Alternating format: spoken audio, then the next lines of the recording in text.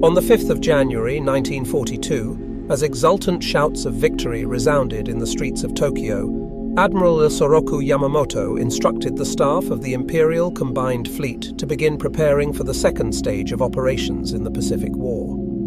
His study of the situation, reports on the Philippines, Malaya, and points south, indicated that Japanese troops in a few months would be in control of East Asia and the other areas they had attacked in December. So, Yamamoto told his Chief of Staff, Matome Ugaki, that he wanted the plans to be completed by the middle of February. The speed with which the Japanese had conquered the Western Pacific astounded the planners in Tokyo and brought about sharp disagreement within the Imperial General Staff. The ardent military nationalists wanted to press on as long as Japan was victorious, no matter how far afield such planning led. Another group, represented by Admiral Yamamoto, had been less than enthusiastic about the opening of war with the United States and Britain and worried about the future. One reason Yamamoto was at sea aboard the Combined Fleet flagship Yamato was that friends on the Imperial General Staff had worried that if he remained in Tokyo he would be assassinated because of his public opposition to unlimited war. Even now his opinions were no secret from those around him. His Chief of Staff, Admiral Ugaki, wrote in his diary about the need for far-sighted statesmanship following this first month of glorious victory. Those were words that Yamamoto often used in warning that Japan could not war on the Western powers and hoped to win in the long run. Yamamoto's open criticism of the politicians was aimed at Prince Konoye and others who did not seem to know what sort of war Japan should wage in the Pacific. 3 months before Pearl Harbor, Yamamoto had met with a friend, Ryoichi Sasakawa, president of the ultra-nationalist Kokusue Dome organization at the Imperial Navy Club in Shiba. Yamamoto, warning his friend that war was inevitable because of decisions taken by the politicians, said that at first we'll have everything our own way, stretching out like an octopus spreading its tentacles. And now, just a month after the war had begun, the octopus was spread almost flat. Yamamoto, however, had also warned his old friend that the euphoria could not last. The time, he said, for political action was the moment that Singapore fell. That disaster would unsettle the British in India, and they would undoubtedly be willing to listen to talk of peace. Yamamoto knew the British well. He had been a member of the delegations to the London naval conferences of 1930 and 1934. He also knew the Americans, and he had been Japanese naval attaché in Washington from 1926 to 1908. He agreed that once war was started by the politicians, a major victory must be won quickly. But when that victory was achieved, he believed Japan would have only a year and a half to bask in glory. "We must get a peace agreement by then," he told Sasakawa, and he looked to this old friend to carry the word among the right-wing political leaders who were in power. On January 5, the victory seemed close at hand. The American battleship fleet had been put out of action at Pearl Harbor on December 7. The British battleships Repulse and Prince of Wales had been sunk off the Malay coast. In the Philippines, Manila and the United States naval base at Cavite had been captured. The British had surrendered at Hong Kong, and Japanese forces were on their way to new landings in the Dutch East Indies, at Rabaul, on New Ireland, Amboina, and in the Solomon Islands. The attack at Pearl Harbor, however, had not accomplished all Yamamoto had hoped for: the destruction of the major elements of the United States fleet. The aircraft carriers which had been at sea were unharmed and represented a constant threat. What was needed was a spectacular achievement, and Yamamoto did not expect the fall of Singapore for 5 or 6 months. It came on February 15. He believed that if he was to achieve his goal of setting up the stage for negotiation, he must move in another direction. But the question before his planners was where to strike next.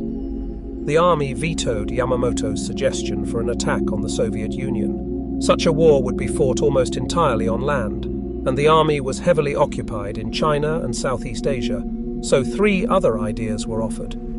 Yamamoto's favorite was to attack in the Indian Ocean, invade Ceylon, draw out the British Far Eastern Fleet and destroy it as Yamamoto had destroyed the American ships at Pearl Harbor, and then push into the Middle East to link up with the Germans, who were driving toward the Soviet oil fields in the Caucasus. Thus, the Japanese Navy would be assured of all the oil it needed. The army refused to consider a Middle Eastern operation, so only 2 plans were left. 1. advocated by the Naval General Staff in Tokyo, called for an attack on Australia to deprive the Americans of that forward base of operations.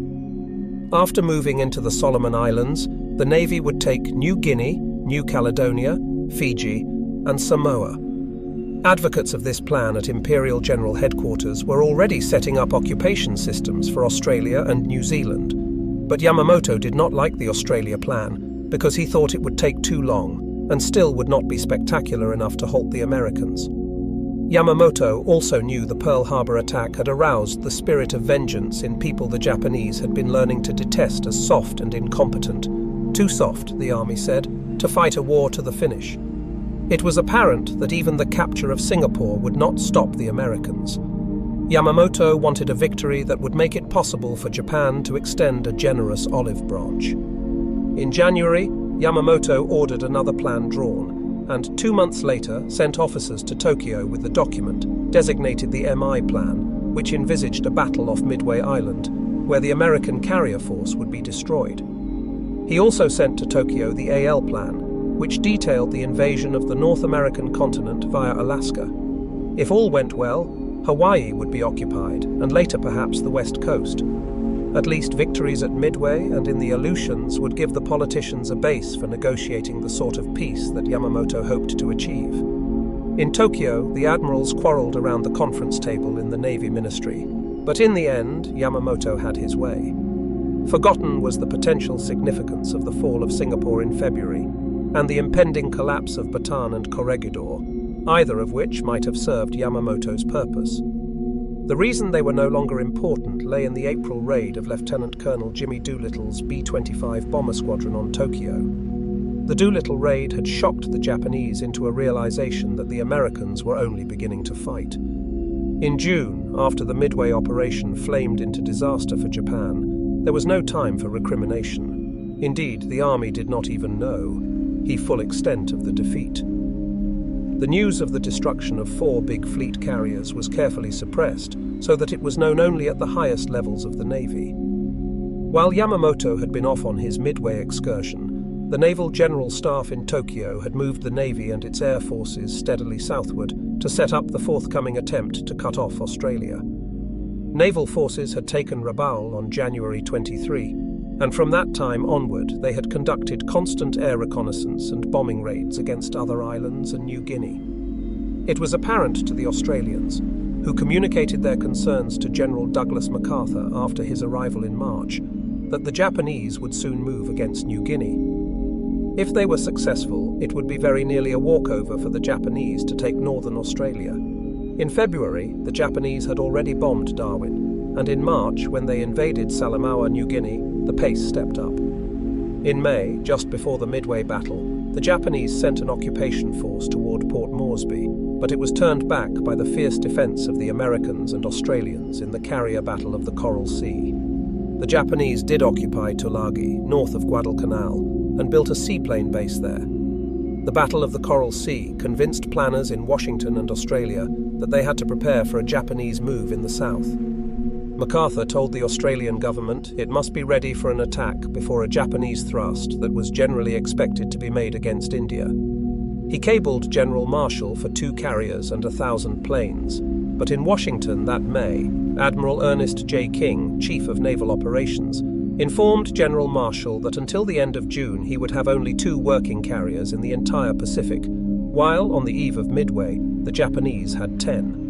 And Pacific Fleet Commander Chester W. Nimitz had already given advance warning about the big move he expected the Japanese to make, which turned out to be the Midway battle. While events were taking their course at Midway, the Japanese were establishing their forces in the New Guinea Solomons area. Major General Tomitaro Horii landed the South Seas Force at Salamaua, and the naval troops occupied Lae and began to build up an air base there. Independently of Admiral Yamamoto, the Imperial General Staff had planned the Port Moresby operation, and Lieutenant General Harukichi Hyukatake was ordered to press on toward New Caledonia, Fiji and Samoa, and to be ready to resume the advance against Port Moresby by July. That would be after the Midway battle, when Admiral Yamamoto could be expected to have returned with his combined fleet. That big carrier force was expected to protect this new move. In spite of the defeat at Midway, which was reported as a victory to the forces in the field, Imperial General Headquarters did not alter its plans. A few days after Midway, the Australians informed General MacArthur that the Japanese were ready to move. In view of the Midway victory, MacArthur suggested that the Allies make a preemptive attack on the New Britain New Ireland area, and then an assault on Rabaul, the main Japanese naval and air base in the area. With the 2 carriers and the 1,000 planes and an amphibious division, MacArthur would force the Japanese back to Truk. On June 12, General Marshall offered the MacArthur plan to Admiral King with some modification. He wanted 3 carriers instead of 2, and 1 Marine division and 3 Army divisions to make the assaults. Admiral King opposed the idea because it would put MacArthur in command of the fighting. King's other reasons were supplementary. The carriers would be subject to land-based attack, and they would not have enough protection. As it turned out, the Navy had to cope with both of these tactical problems at Guadalcanal. King devised his own plan, a drive from the New Hebrides by forces under Navy command. MacArthur objected to having his army forces serve under the Navy, but nobody could deny the necessity of stopping the Japanese before they took New Guinea and were poised to attack Australia. The problem for the Joint Chiefs of Staff was who was going to command the operation. They gave Phase 1 the primary task of taking the Santa Cruz Islands, Tulagi, and adjacent positions to Admiral King. Guadalcanal was just a spot on the map with no known tactical or strategic value. It did not even merit a name in this JCS plan. General MacArthur was thrown a SOP. After Phase 1, he was to take over and mop up the Japanese in the rest of the Solomons, Rabaul, and New Guinea. Admiral King was given his way because the Joint Chiefs of Staff recognized that King had already planned a defense line down the Pacific to protect Australia, and his plan would need relatively less force than MacArthur's. Thousands of troops were training in New Caledonia, and King had wheedled General Arnold into sending several squadrons of United States Army Air Force planes there. He had reinforced Samoa and Efate in the New Hebrides, and he planned to put a base in Tonga. Admiral Wilson Brown, whose indecisiveness at the time of the Wake Island crisis had aroused King's annoyance, was shipped off to a newly established unit called the Amphibious Training Command. At San Diego, he and Marine Major General Holland Smith were told to develop new techniques for island warfare. Rear Admiral Richmond Kelly Turner, King's chief plans officer, suggested that the first effort must be to hold the line in the South Pacific while training the amphibious forces. The second stage would be a combined offensive by the United States, Australia, and New Zealand through the Solomon Islands to the Bismarck Archipelago and the Admiralty Islands. The third stage would involve seizure of the Caroline and Marshall Islands, and the fourth stage would take the Allies either to the Dutch East Indies or to the Philippines. Admiral King approved this plan. It was just what he himself envisioned, and he made arrangements to bring Vice Admiral Robert L. Gormley, who was serving as a naval observer in London, to head the South Pacific Command. King detached Rear Admiral Turner from the Plans Division and told him to get ready to take over as commander of the amphibious operation. All this was done even before the Japanese assault on Port Moresby and Tulagi. Vice Admiral Gormley left Washington on May 1. He would take command of the South Pacific Force on June 19, but first he had to go to Pearl Harbor to report to Admiral Nimitz, who would be his direct superior. By the time Gormley got to Pearl Harbor, the Japanese offensive was already beginning in the South Pacific. On May 22, an Army plane saw a Japanese photo reconnaissance aircraft taking pictures of Guadalcanal. Army intelligence suggested that the Japanese were preparing to build an airfield there. On June 25, Army intelligence reported that the grass on the island's central plain had been burned off, and tents had gone up in the area. A wharf was under construction at Lunga. 6 days later, an Australian coast watcher on Guadalcanal reported that construction of an airfield was only awaiting the arrival of Japanese construction units. He even knew the names: the 11th and 13th Pioneer Forces, which were the equivalent of American CB units. This information was confirmed in a radio interception made by Nimitz's intelligence officers at Pearl Harbor. The Pacific Fleet's radio intelligence group, which had broken parts of the Japanese naval code, picked up a message saying that the 11th and 13th Pioneer Forces would arrive at their destination on July 4, and Fleet intelligence put 2 and 2 together. Admiral Turner happened to be visiting Pearl Harbor that day on his way to prepare for the amphibious landing somewhere in the South Pacific. When Admiral Nimitz received the radio intelligence report, Admiral Turner knew where he was going. It could be no place but the Solomons. Within 2 weeks, Turner was in Wellington, where he boarded his flagship, the USS Macaulay, the former Grace Line passenger ship Santa Barbara.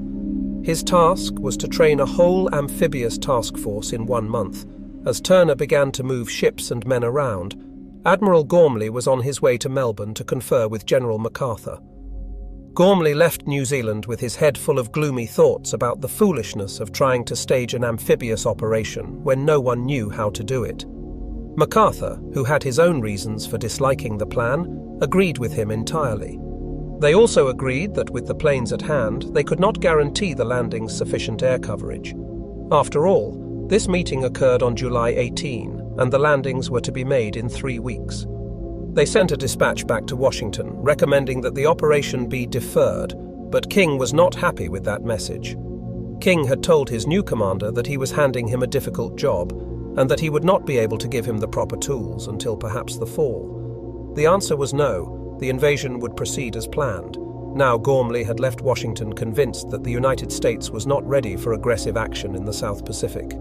His gloom increased when he tried and failed to get Seabees and other units sent immediately to New Zealand.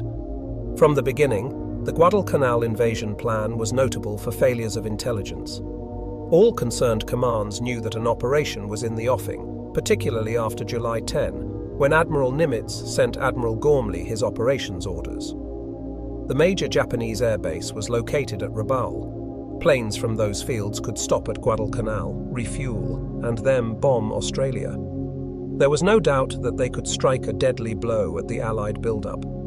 But on July 10, the Allied Intelligence Service's report reaching King contained only a casual comment about airfield construction at Guadalcanal, and a few days later, a report located the field on the wrong side of the island.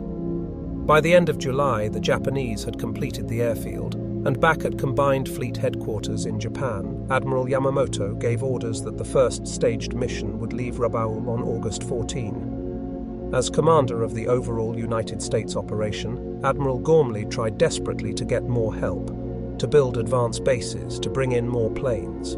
But everywhere he turned, he learned the truth of Admiral King's assertion that he would not be able to provide Gormley with proper tools. The supplies of the invasion forces, for example, were loaded hodgepodge aboard the transports. At Auckland, there were plenty of docks, so that the ships could have been unloaded and reloaded with supplies in the order of their intended use. Instead, the ships were sent to Noumea, which had no such facilities, and Admiral King had at least a general idea of the difficulties, but there was not time for delay.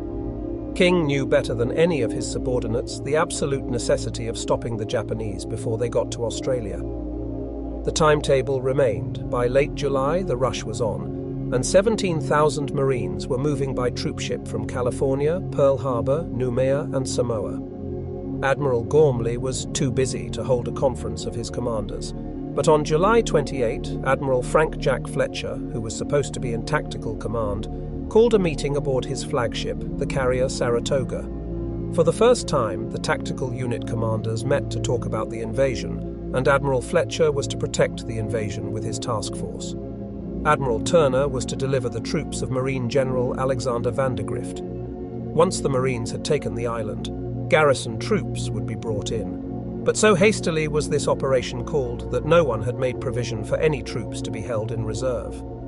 There were no more men available in the South Pacific. The meeting on the Saratoga was not a happy one. Fletcher began by announcing that he would protect the landings at Guadalcanal for only 2 days. He insisted, and Gormley's staff members at the meeting concurred, that the carriers must not be risked. Fletcher was gun-shy because he had lost the Lexington at Coral Sea and the Yorktown at Midway. His thinking went no further than that. In fact, Fletcher said at the meeting that the whole operation was cockeyed, hasty, and doomed.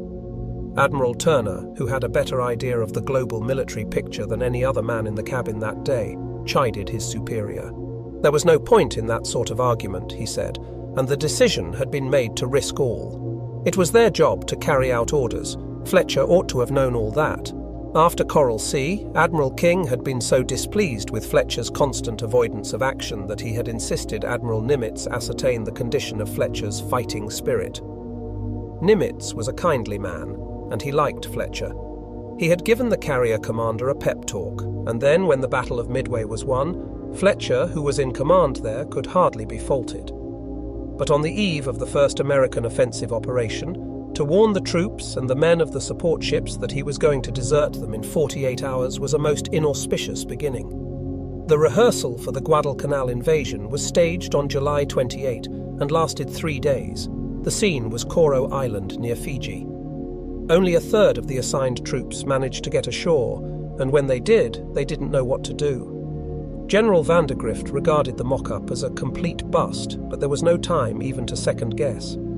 On July 31, the Marines were back aboard the transports, heading for Guadalcanal. On the afternoon of August 6, as the task force of 75 ships neared the Solomons, Admiral Fletcher nervously broke away with his carriers. He would have his planes over the landing force as promised, but the 26 ships of the carrier group were being taken as far from harm's way as possible. If American intelligence was so faulty as to permit the Japanese build-up of the airfield at Guadalcanal, Japanese intelligence was faultier, for as the United States invasion fleet massed in the South Pacific, the Japanese had no inkling of a forthcoming attack. In July 1942, the Japanese army was preoccupied with trying to capture New Guinea as a staging point for its operations against Australia and New Zealand. Major General Tomitaro Horii's South Seas Force landed 2,000 troops near Buna. After capturing Buna, the Japanese planned to construct airfields there as a prelude to a new attack on Port Moresby. So in July, Japanese air power was concentrated against Port Moresby. Bombers and fighters swept over the piers and airfields nearly every day. After the Japanese landings, the Japanese AI forces were also called on to support the beachhead, and in the early days of August, their attention was fixed on the new drive. The combined Australian and American Air Force responded with raids on the Japanese air bases at Lae. During these preparations, Admiral Yamamoto's flagship Yamato was anchored at Hashirajima in Japanese waters. In a leisurely fashion, he was preparing for the forthcoming air operations over Australia, and he would see then what action was to be taken next. In preparation, on August 3, the naval air groups stationed at Lae were brought back to Rabaul to be ready for the Guadalcanal operations that would begin the following week. During the first week of August, the South Pacific skies were cloudy, and only a handful of Japanese search planes took to the skies. None of them found the American armada that was steaming toward Guadalcanal. The Japanese airmen flying out of Rabaul were surprised to encounter American carrier aircraft in the skies around Buna. They had been told that the United States carriers were destroyed at Midway. The pilots assumed that the carriers were operating with Australian forces that had marched across the Owen Stanley Mountains. Actually, they were training for the Guadalcanal invasion. No one in the Imperial High Command or in the field suspected a forthcoming invasion. After their 8 months of continuous victories, it was hard for the Japanese to believe that the Allies could launch a seaborne invasion. Had the idea been suggested, they would have agreed with General MacArthur and Admiral Gormley that such an invasion had almost no chance of success. So as the American expeditionary force moved toward Guadalcanal, it enjoyed the element of surprise. On August 4 and 5, the 75 ships steamed on under an overcast sky, and on August 6, the fleet moved through rain squalls almost all day long. But as dawn rose on the morning of August 7, the sky cleared, which meant the carrier planes would have good visibility for their attacks. The fleet went to general quarters at 5:30, and at 6 o'clock the carriers launched their first strike. The planes from the Wasp, Saratoga and Enterprise were assigned targets on Guadalcanal Island, Tulagi, Gavutu and Tanambogo. The Japanese had established a seaplane base on Gavutu and Tanambogo, which were connected by a causeway. The Japanese planes had been kept down the day before by bad weather. Admiral Fletcher's task force reported one unidentified aircraft during the day, but whether it was Japanese or a plane from General MacArthur's command was undetermined. In any event, the Japanese were not aroused until 6:12 a.m. when the communications headquarters at the Tulagi seaplane base sent a frantic message announcing the attack. The radio message went to the 4th, 6th and 8th fleets, Admiral Yamamoto, and Imperial headquarters. It was simple and succinct. Enemy heavy bombardment in progress, the weather had cleared, and the carrier planes flew off into scattered cumulus clouds in the light of a quarter moon. The fighters and bombers moved off on their appointed missions. 8 fighters, led by Lieutenant L.H. Bauer, took off from the Enterprise to attack Guadalcanal's aircraft, PT boats, troop installations, and supply dumps. They found no aircraft and no PT boats, and they did strafe the buildings on the airfield at Lunga Point. Meanwhile, another 8 fighters from the Enterprise maintained a combat air patrol over the transports from 6 until 8 o'clock, when they were replaced by others. Bombers began to hit Tulagi and the Lunga Point area, but no enemy air activity was seen all morning. The Americans had it all to themselves, and the only planes damaged were those hurt in operational accidents. Planes from the other carriers struck the seaplane base at Gavutu. The surprise was complete. The American planes arrived and began bombing and strafing the seaplanes in the water. They destroyed 9 float planes similar to the Zero, 1 4-engine Kawanishi flying boat, and 8 seaplanes that doubled as search planes and bombers. A few Japanese pilots who tried to take off were shot down before they were airborne. Not a single Japanese plane at Gavutu survived the attack. Other carrier planes hit Japanese troop concentrations on Tulagi. Some struck targets on the beaches that the Marines would soon invade. Before dawn, the Marines on the decks of the transports could see the high mountains of the island that was their objective. The transports slipped through the narrow neck that runs between Guadalcanal and Savo Islands into Sealark Channel. As dawn rose, the guns of the escorting warships fired, and flashes of light illuminated the fleet. There was virtually no answering fire. The bombardment from the cruisers and destroyers accompanying the troopships started fires along the shore. An oil dump exploded, sending flames leaping into the sky. At 8 o'clock, after 2 hours of bombing and shelling of the island, the landing craft began to move toward the north shore east of Lunga Point. The Marines were nervous. Neither they nor then officers had any practical experience in such a landing, for this was the first American amphibious invasion since the Spanish-American War. At 9 o'clock, troops were landing on Guadalcanal. They met no resistance because the Japanese had fled into the hills. The going was ridiculously easy. The Marines soon saw how completely they had surprised the enemy. They came across wooden barracks that had never been slept in. They found a tent with a breakfast table full of platters and bowls of meat, rice, and cooked plums. There were half-filled rice bowls scattered around, chopsticks hastily dropped on the table or on the straw mats of the floor. The tents themselves told why the Japanese had left so rapidly. They were torn by shrapnel, and some were knocked flat by the shelling of the naval vessels before the landing. But any Marine who felt like celebrating over the ease with which they had taken their early objectives had some shocks coming. It was true that the Japanese had been surprised on Guadalcanal, and they had not dug in yet, nor created permanent fortifications, because most of the men were construction troops, not fighting men. But over on Tulagi, Lieutenant Colonel Merritt Edson's 1st Marine Raider Battalion and the 5th Battalion of the 2nd Marines had encountered stout resistance. About 250 Japanese were located on this island. The Japanese were troops of the Yokohama Air Base Detachment under Captain Hasike Miyazaki. They were experienced and dedicated fighters. Edson's 1st Raiders were the toughest American troops in the Pacific. They were all volunteers, chosen from the ranks of a force known for its fighting qualities. The Raider concept had come from Lieutenant Colonel Evans Carlson's recommendation for creation of a commando force, and Carlson's experience had included a service tour of several months with the Chinese Communist 8th Route Army in its guerrilla struggles against the Japanese in North China. Edson's raiders had trained for many months under Spartan conditions, and when they came to Guadalcanal, they already had a powerful reputation. As it turned out, they would need every trick they had learned and would learn some new ones. This invasion was the first contact between highly trained American troops and seasoned Japanese veterans since the war had begun in December. The Japanese had a reputation even more fearsome than that of the Raider battalions, gained through the phenomenally rapid march of their forces through the Philippines, Malaya, and the East Indies. For months, Tokyo had crowed over its victories, and half the world had come to believe the Japanese were invincible, a reputation the Imperial High Command was pleased to encourage. Tulagi, then, was in a sense the first testing ground. Edson's troops landed at 8:15 a.m. on the northwestern part of the island, and at the beginning the going did not seem much harder than it was on Guadalcanal. They encountered some resistance from a few outposts. The northwest part of Tulagi was covered with thick jungle, small trees, vines and bougainvillea, with its beautiful leaves and sharp thorns. At first, the terrain seemed to be the worst obstacle. Edson lost only one man, and that one to a sniper as the Marines hit the beach. Edson planned to move inland to a ridge that ran the length of the island, and then work along the top of that ridge, clearing the slopes as they moved south. But the terrain was so difficult that it took 3 hours for the men to chop their way along 1.5 miles of rising ground.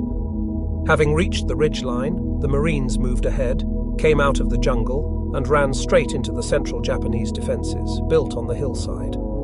The Japanese had constructed dugouts and rock embrasures, and had placed their machine guns carefully to create interlocking fields of fire. The Japanese defense was based on keeping the enemy below them, but the Marines found that by crawling up the cliffs, they could drop charges of dynamite and grenades into the dugouts, and that was the method they had to use to advance. Once a dugout was blown, it still was not safe. In one hole, the Americans killed 17 Japanese with dynamite charges. One Marine spotted a radio inside and went in to retrieve it. There were still 2 Japanese soldiers alive, and they shot him and another man who came after him before they were killed. One section of Marines took on this defense position in the center of the island, while the center and left flank of Edson's force pushed down the ridge. But even along the ridgeline, the going was not easy. One company suffered 15% casualties that first afternoon. The frontal resistance was stiff, but with the Japanese, frontal resistance was only half the battle.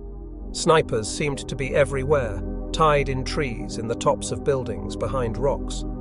A favorite tactic of the snipers was to let the forward element of a Marine unit pass, and then begin shooting at the men from behind. This move almost always meant death for the sniper, but usually not before he had caused several casualties.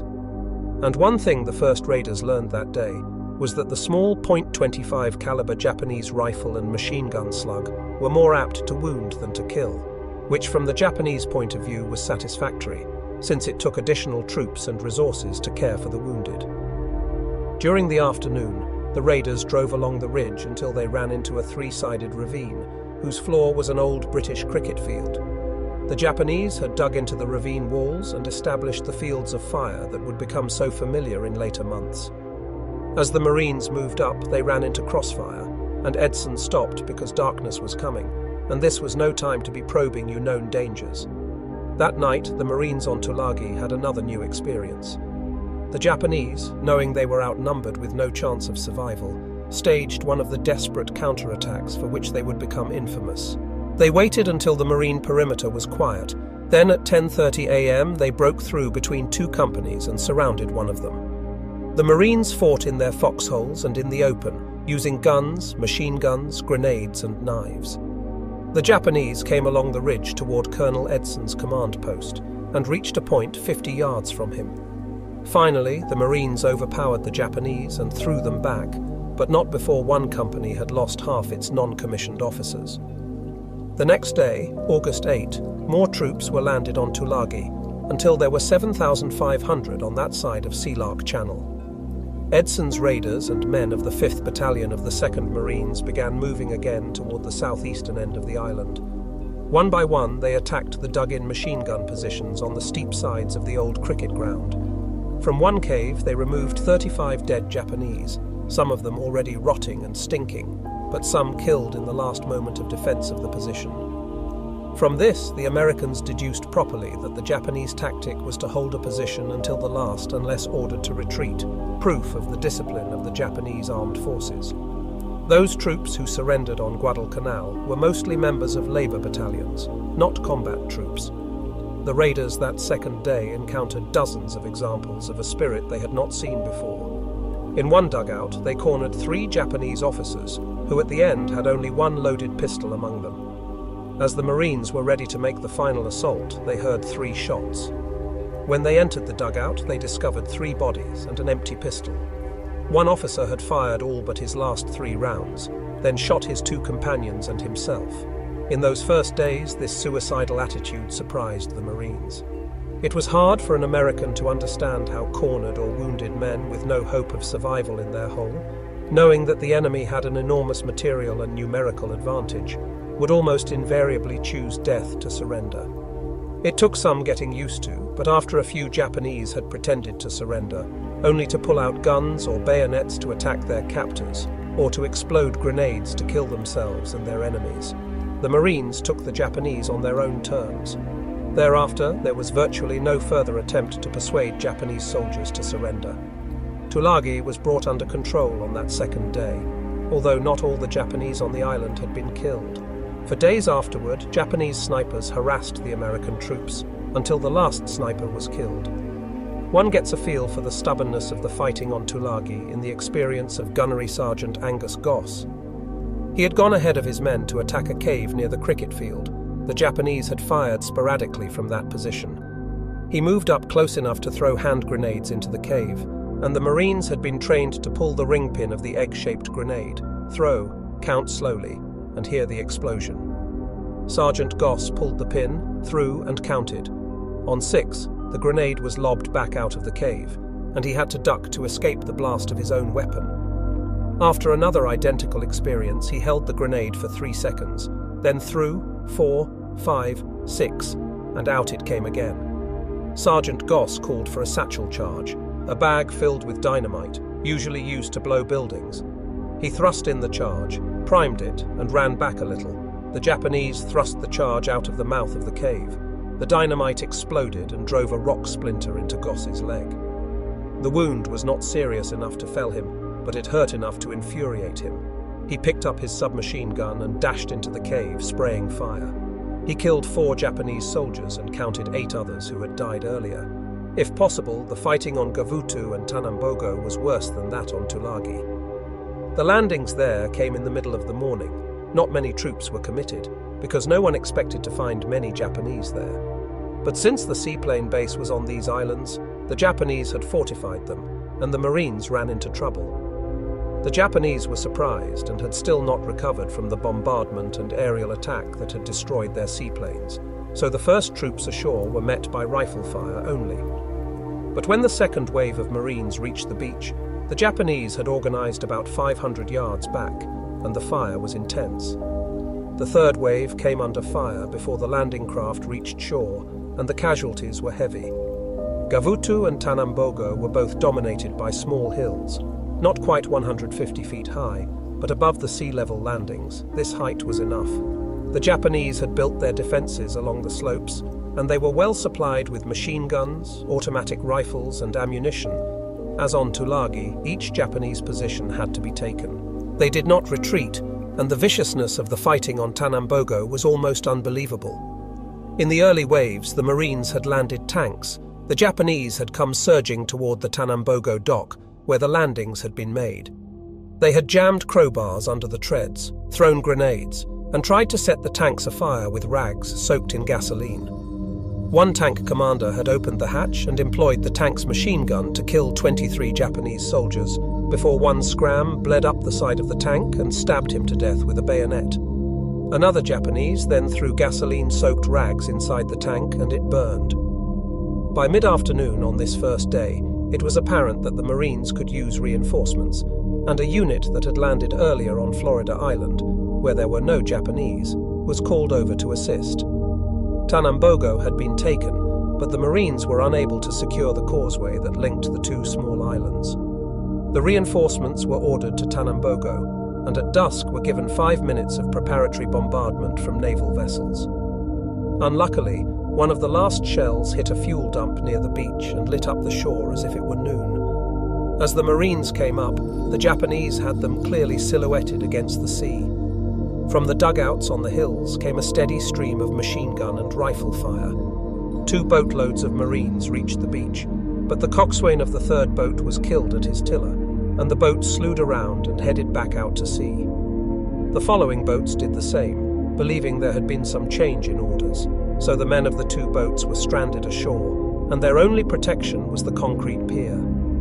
The Japanese were firing. As soon as the Americans returned the fire, The Japanese spotted the position by the tracers. Soon several men were down. One boat retired, taking the wounded, and it was some time before the confusion was eliminated and other boats began to land. Meanwhile, the Japanese launched a counterattack on the beach. Captain Crane, the leader of the unit, was cut off from his boat, and he and 5 men hid in the brush, and in the darkness they escaped to return to the beach after the Japanese had drawn back to their hillside positions. Eventually they were extricated, but it was 4 o'clock on the morning of August 8 before another unit landed and was able to secure the causeway. When the fighting started, there were 500 Japanese on the connecting islets of Gavutu and Tanambogo. When the fighting ended, there were none. Early on the morning of August 7, the Tulagi radio station flashed the first word of the United States assault to Rabaul. The astounding news reached the Rabaul airfield just as the pilots of the early morning missions were preparing to take off for another day's harassment of the Australians on New Guinea. The orders were immediately cancelled, and all available planes were dispatched to strike the American invasion force. Before the planes could take off, they received the unwelcome news from Tulagi that the entire flying boat flotilla had been destroyed. Then contact with Tulagi was broken, which could only mean that the base there had been overrun. At 8:30 a.m., a flight of 27 twin-engine Betty bombers took off from Rabaul. They had been loaded for the strike against Australian forces on New Guinea, so they carried bombs instead of torpedoes. 18 Zero fighters accompanied them as they climbed to 13,000 feet, flew east to Buka Island and turned south along the Bougainville coast. They were picked up by 4 Enterprise planes just after 1 o'clock in the afternoon. The Enterprise fighters were flying at 18,000 feet, when down below they spotted the large formation of Betty bombers, escorted by the Zeros, just above Florida Island. The F-4Fs attacked, and Lieutenant V.P. Dupuis shot down 1 bomber. 4 others began to smoke and were listed as probables. But after this initial run, the Zeros joined the fight, and the F-4Fs broke off to take refuge in cloud cover, as they had been instructed to do. They had been hard hit. One of the F-4Fs had been shot down, and Lieutenant Dupuis' plane was so badly shot up, he had to make an emergency landing on the Wasp. Lieutenant G.E. Fireball led another flight of 6 fighters from the Enterprise, and they found the enemy off Santa Isabel Island. The Zeros came in fast, 10 of them, and attacked 3 of the fighters.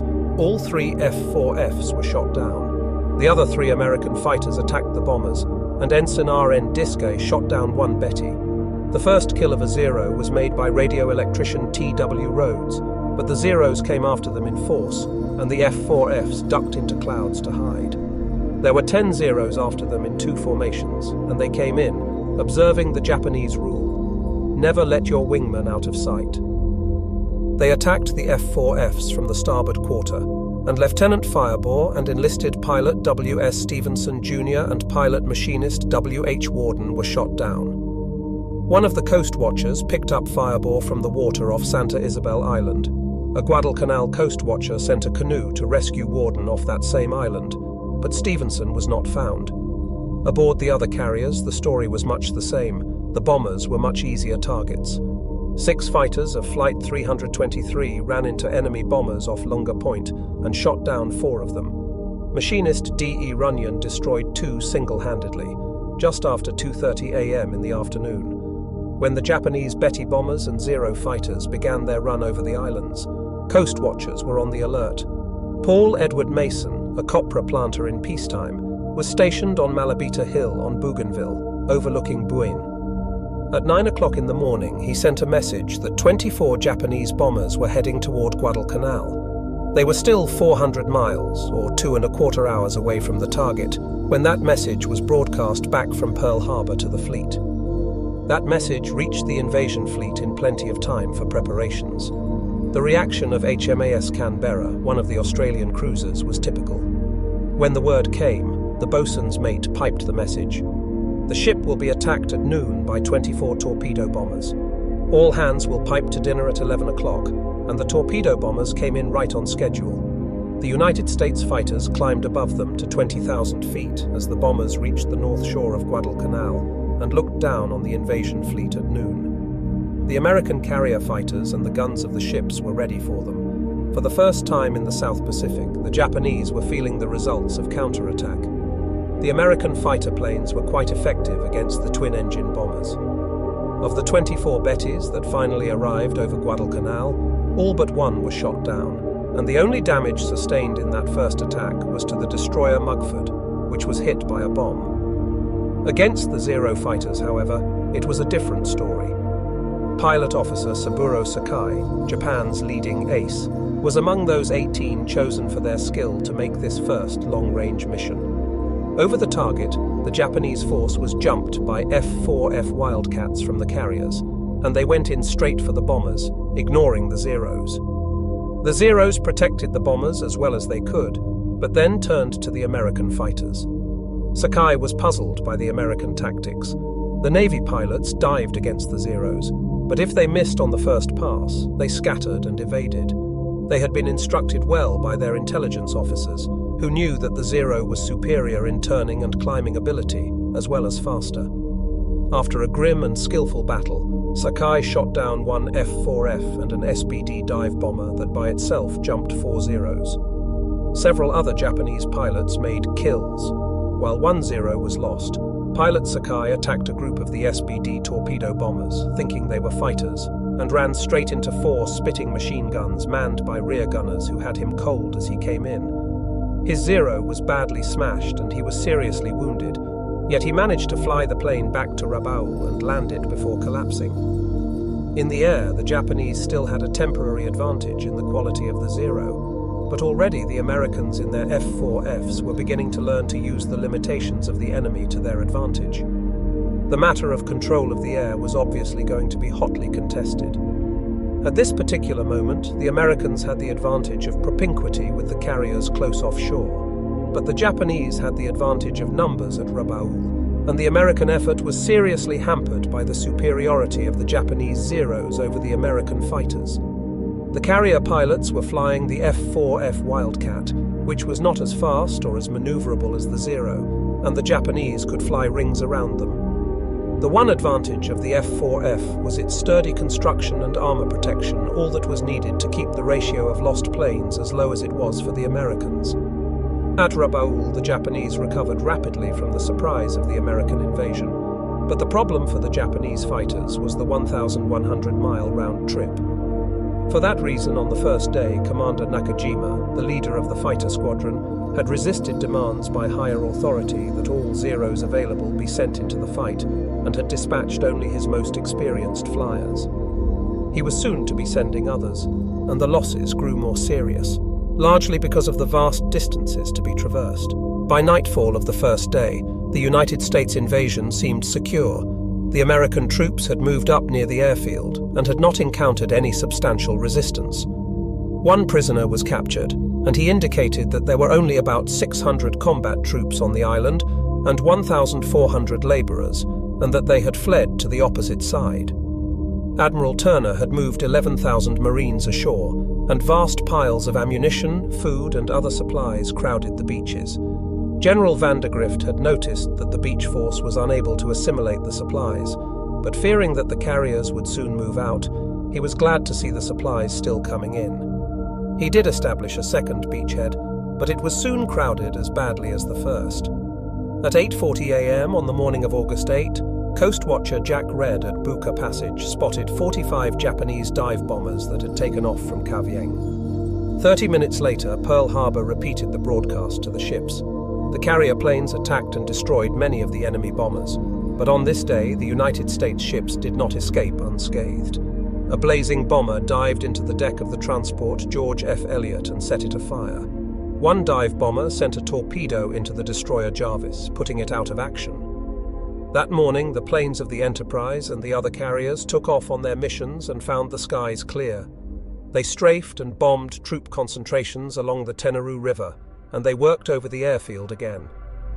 At about 10 o'clock, 3 fighters from the Enterprise discovered a group of Japanese torpedo bombers coming in low over the surface of the water to attack the transports. The Americans jumped them. Machinist Runyon shot down 1 bomber and 1 fighter. Ensign V.H. Rouse shot down 2 twin-engine torpedo bombers, and Ensign J.D. Shoemaker shot down another.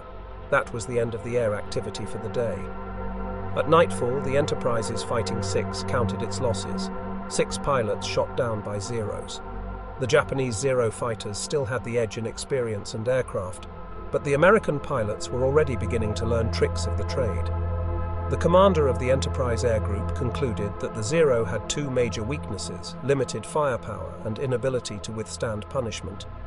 Because of the Zero's superior rate of climb, maneuverability, and fuel capacity, the F-4F pilots were warned to stick close together, and when attacked, each 2-plane element should set up a scissors movement, constantly turning toward each other.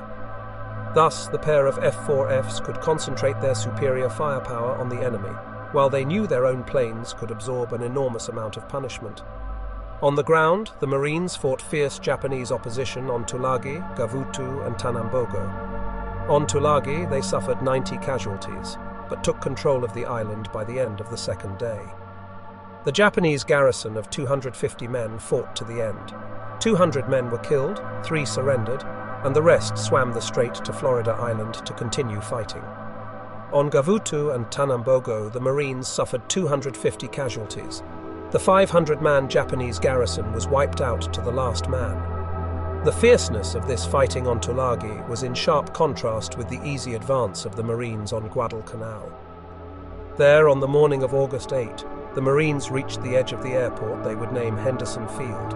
After a flyer killed at Midway, they were beginning to develop a contempt for the enemy. "I wish those fucking Japanese would come out and fight," one Marine said within the hearing of Richard Tregaskis, the international news service correspondent who had accompanied the invasion. "All they do is run into the jungle." On the surface, then, the Marines couldn't ask for a finer war, but the officers were edgy that second afternoon. It was too easy. At sea, the Americans apparently had no opposition either. A few Japanese patrol craft and tenders and 1 or 2 transports had been caught off the shore, and they had been destroyed in the first hours of the invasion by shelling and bombing. Only in the air were the Japanese giving the Americans pause. Most of those first waves of bombers were destroyed, but the cost of meeting the Zeros was 21 of Admiral Fletcher's 99 carrier planes. That loss, not high by operational standards, convinced Fletcher that his decision to withdraw was sound. At 6 o'clock that evening, Fletcher asked Admiral Gormley to allow him to withdraw his carriers. He withdrew before he had a reply. When Admiral Turner intercepted Fletcher's dispatch, he realized that the carrier withdrawal would leave him without any air cover. The number of Japanese planes could be expected to increase sharply as the enemy brought down more aircraft through the island chain. As Fletcher began to withdraw, the Japanese were moving in force. When the word invasion had been flashed from Guadalcanal to Rabaul, Vice Admiral Gunichi Mikawa had reacted immediately. Admiral Mikawa was commander of the Japanese 8th Fleet and the Outer South Seas Force, which meant he had the responsibility for the whole South Pacific operation. His first move was to load 6 small transports with troops and dispatch them with destroyer escort to reinforce the 2,000-man Guadalcanal garrison. But the convoy ran into the American submarine S-38, which was operating out of Australia following the fall of the Philippines. The S-38 sank the transport Meio Maru with 342 men aboard.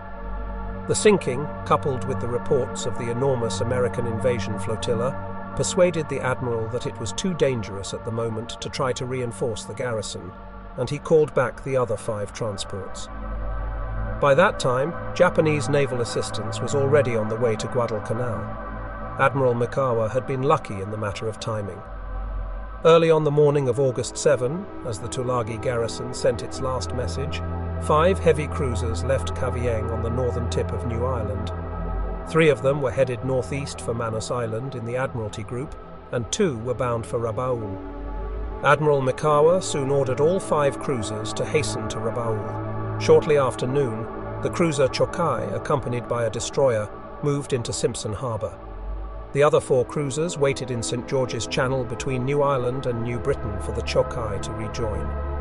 When she came up late that afternoon, she was carrying Admiral Mikawa himself and was accompanied by the light cruisers Tenryu and Yubari. So the Japanese moved toward Guadalcanal with 5 heavy cruisers, 2 light cruisers and a destroyer. As they sped south, Admiral Mikawa composed his battle plan. By cutting speed, They could delay their arrival until after midnight on August 8 and make a surprise night attack on the American forces at the beachhead. The admiral knew that the Americans had several carriers in that area, while he had none. A night attack was a guarantee that he would not be harassed by American planes, since the Americans had no record of proficiency in night aerial operations. In fact, the Americans had no record of competence in any sort of night naval operations, while this aspect of tactics had become a Japanese specialty. Mikawa's problem that afternoon was how to move close to Guadalcanal without coming in too soon, and still not give away the element of surprise. He had to attack to support the Guadalcanal defenders, but if he could surprise the enemy, the effectiveness would be enormous. The admiral did not know it just then, but the nature of the divided command, the inferiority of the American air intelligence system, and the lack of clearly defined search methods would all play directly into his hands. For intelligence about Japanese ship movements, the Americans at Guadalcanal had to depend on air search and submarine reports.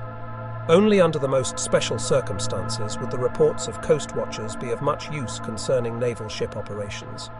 Early in the day, the cruisers were sighted by United States B-17 Army bombers as they moved down toward Rabaul. On the evening of August 7, the Mikawa force was sighted by the S-38 just as it came out of St. George's Channel. That night, the commander of the S-38 reported the contact to Brisbane, but those two reports were not given much credence by American naval commanders because Rabaul had become the Japanese Navy's forward base, and it was quite normal for ships to move in and out. The Americans saw no indication that the ships in question were steaming toward Guadalcanal. Admiral Gormley was responsible for the coordination of all elements of the American attack, but to secure air searches, he had to depend on several sources. First were the long-range B-17 bombers of General MacArthur's American Army Air Force and the Australian Army Air Force, part of MacArthur's command, which operated independently. Second was Admiral McCain's land-based Naval Air Force, which included a number of seaplane tenders and PBY patrol bombers. General MacArthur's planes were to take responsibility for the search of the Bismarck Islands, concentrating on the big naval and air base at Rabaul. McCain was to watch the northern approaches to the region, which meant Truk and the Marshalls. Admiral Fletcher's carrier planes were supposed to make short-range searches, but actually made none at all. Fletcher was bemused with his worries. Admiral Turner had looked at his charts and seen that the Japanese had a marvelous approach to the island of Guadalcanal along the west coast of Bougainville. Straight down between Choiseul Island and Vella La Vella, past Colombangara, between New Georgia and Santa Isabel, and then between Florida Island and Guadalcanal's north coast. The lane was christened the Slot. Soon it was to become infamous in American naval history. On the morning of August 8, 4 PBYs were scheduled to fly from Nandi on a 700-mile-long triangular pattern whose apex was the Fiji Islands. They would come up almost due west of Santa Cruz Island. 6 PBYs would fly search patterns from Espiritu Santo, northeast over the Santa Cruz Islands, and end at a point slightly above the Bismarcks, but far to the west of the Japanese task force. 6 PBYs would spread out from Malaita across the Slot from Guadalcanal to search an area north and west of the Slot.